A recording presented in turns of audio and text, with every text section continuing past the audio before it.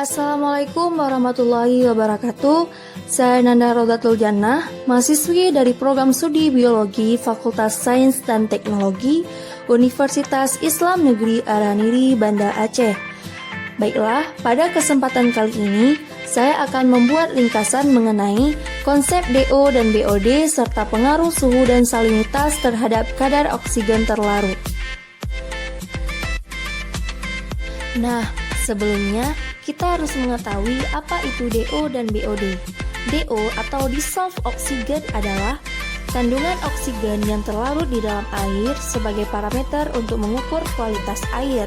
Sedangkan BOD atau biological oxygen domain adalah jumlah oksigen terlarut yang diperlukan oleh mikroorganisme untuk mengurai bahan organik di dalam air.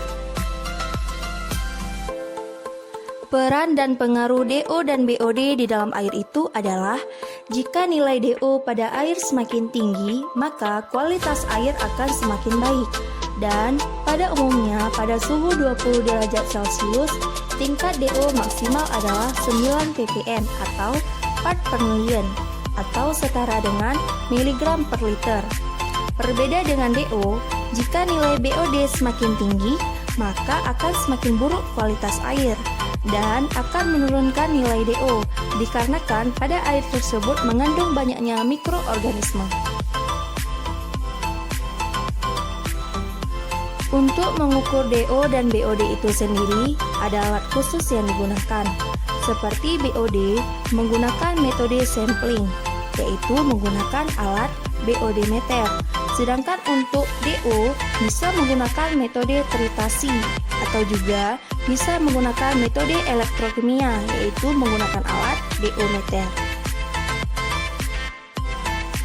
Nah, selanjutnya pengaruh suhu dan salinitas terhadap oksigen terlarut. Suhu dan salinitas itu memberikan pengaruh yang besar terhadap air laut.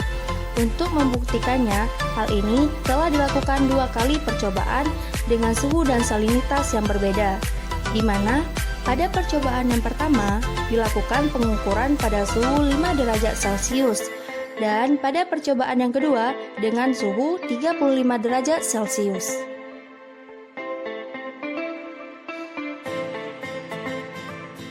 Untuk kedua percobaan ini disediakan 3 gelas, yaitu gelas 1, gelas 2, dan gelas ketiga. Jadi, pada percobaan yang pertama didapatkan salinitas pada gelas yang pertama yaitu 0 ppt, gelas yang kedua 15 ppt, dan gelas yang ketiga 30 ppt. Serta oksigen terlarut yang didapatkan pada gelas yang pertama yaitu 12,4 ppm, gelas yang kedua 11,2 ppm, dan gelas yang ketiga 10,5 ppm.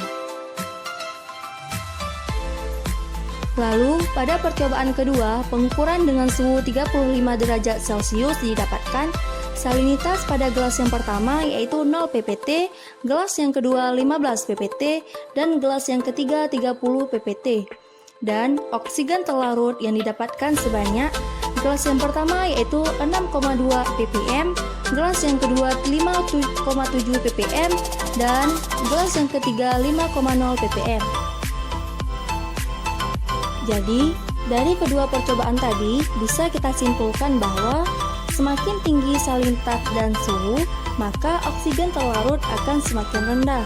Namun, pada salinitas yang sama dengan suhu yang lebih tinggi akan menghasilkan oksigen terlarut yang lebih rendah.